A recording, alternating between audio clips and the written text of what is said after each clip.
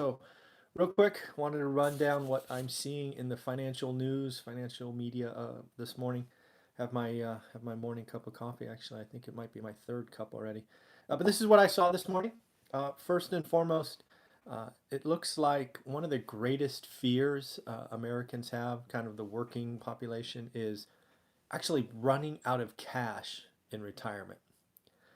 Apparently, 40% of Americans are forecast to outlive their cash in retirement. And, you know, I don't even know how to read numbers like that because that's pretty shocking, right? We've been told forever to save, save, save. A lot of us have been told to put money in the 401k. Life happens. Maybe you transition, maybe you take the money out. I don't know.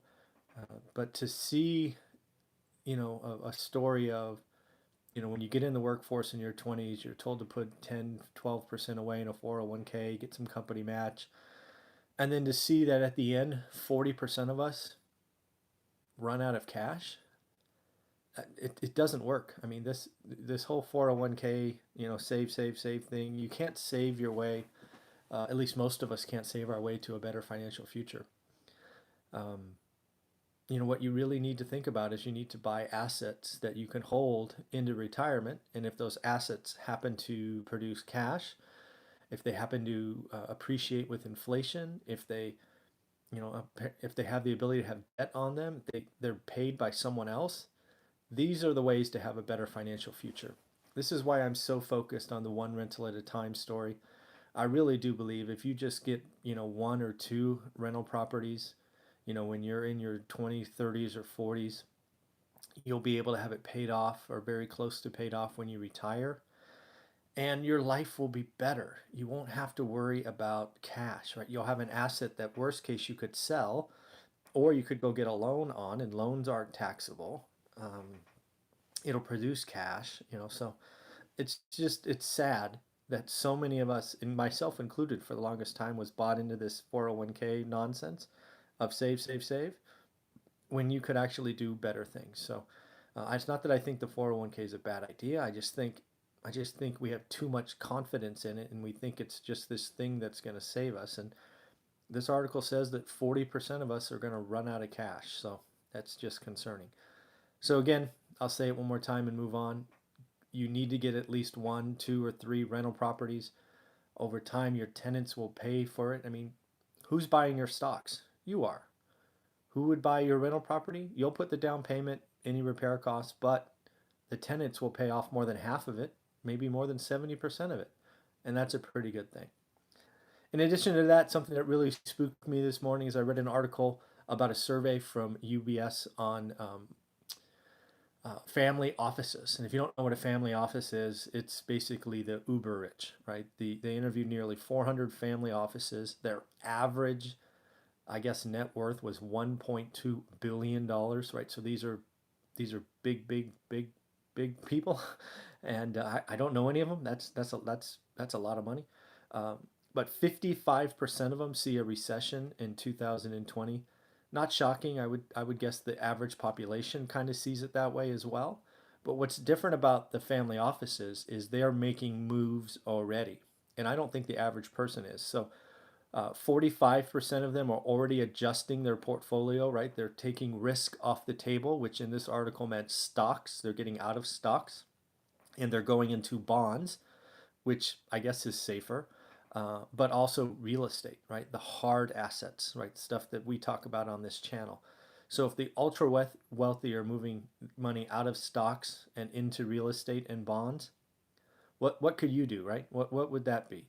The other thing is 42% of them are raising their cash levels, right? They're like Sam Zell, right? And Warren Buffett. They have more cash now than they've had ever in their investing career. So again, what does this mean to you, right? What are you doing, or what could you do similarly? One of the things that I've coached or talked about on this channel is not only looking at where your debt is and where your assets are, and de-risking the situation for maybe a 2020 recession, but most of us still need our day jobs. So when you look at yourself, what can you do in your career to better set yourself up just in case unemployment goes from 4 to 8? right? Are you in are you touching revenue so you're valuable? Are you in a new product line that could get cut off? Right? What are things you could do for your career to just be in a better security position, right? Because there's an old saying that goes, when you lose your job, it's a depression, but when your friend loses it, it's just a recession. So, what can you do to protect yourself? And then look at where your debts are. Do you have too much risk on the table in the market? And again, if the ultra wealthy are already making these moves, what should we do, right? Smaller numbers, but we could be doing things as well. Next up was the iPhone. Looks like Apple's getting a boost from the iPhone. It looks like it's exceeding expectations. Again, I've on this channel we talked about one of the things I'll be watching is the iPhone, see how it does, because I think it's a want, not a need. But it looks like the consumers are still spending on all those wants, at least by these numbers. I haven't seen any numbers on the Samsung folding phone. I think that's a $2,000 for a cell phone. Really? Come on. But we're going to see how it does. Obviously, it will probably be the thing that you look for in Starbucks and whatnot when people are trying to show off. And then lastly was oil. Looks like Saudi Arabia is basically saying if we don't get Iran under control, we could see oil double or triple.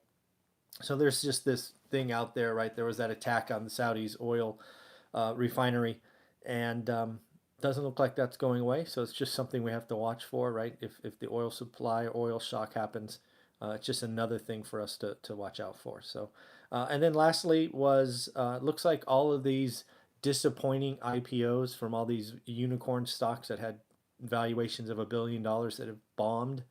Um, it looks like private investors are really starting to ask harder questions now. Valuations are coming down, which again, for me in the Silicon Valley means Bay Area real estate's probably going to take a hit because people are going to feel less confident. Why would you want to spend 1 point whatever for a 50 or 60-year-old home that needs work? It just doesn't make sense. So I think Bay Area real estate's in for some trouble. And again, it's all because of the equity that was awash in the system. So that's what I saw today. Love to hear from you. If you're seeing things going on, leave a comment below, send me articles. Love to read them. Have a great day and take care.